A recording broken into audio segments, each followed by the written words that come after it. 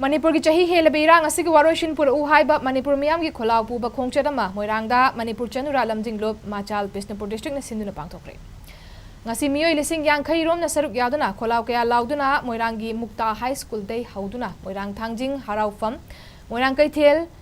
Moirang Police Station fauduna laklaba matung ngang khalawai de leiba Hemam Nilamani Sports Complex ta panthungpam oiki Manipur da hojik thokliba kutsem gi irang asi loishilu aikhoi gi ireipak aikhoina ngakchagadabani aikhoi isani sabu kanjagadabani apunba na pangalni aikhoi amatta oina punsilasi mitop singna aikhoi bu kanbiroi aikhoi bu kana laklaga kanbigadabanatte aikhoi gi tunglamchat aikhoina semjagadabani haiba Khollo sing laukhi Khollo Puba Khongchat adu loiraba matung panthungpam oriba Hemam Nilamani Sports Complex ta Meeyam gi mifam ama supangthokhi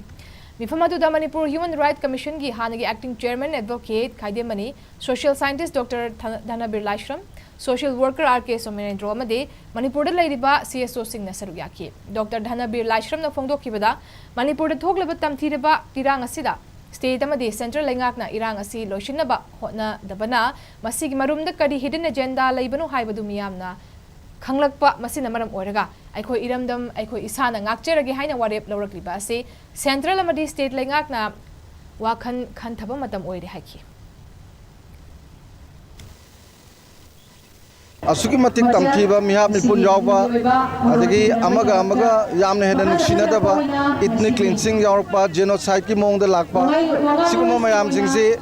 Delhi nasu thingdaba Manipur state nasu thingdaba kaisunataba pikraba lamjida thoiba pochida matam yamna changan basida hangna raisi karino hidden agenda je Bharat na masi tauge yauna taubra haiba wahang aduna tauge yauna taubo oiragadi nakhoi gi agenda du ngasi Meeyam na khoi khange adu oiragadi akhoi gi Meeyam jingsina khoi gi tungi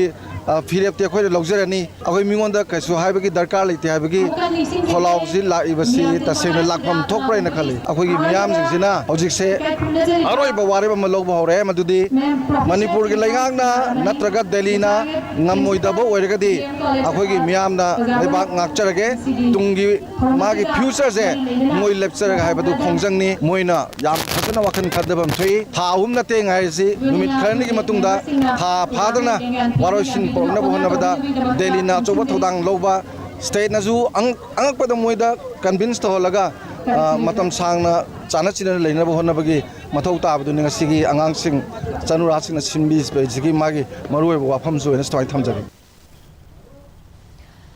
Machal gi co-convener Moirang Nirmala na phongdokhibada chahi ama hedaklaba irang asida center amadi Manipur lengakna solution ama purakna ba hotna dabana nubi oibi kayana yengduna leiba ngamlaktabadagi irang asi loishinduna santi purakna bagidamak Meeyam gi oiba rally asi sinbani haiki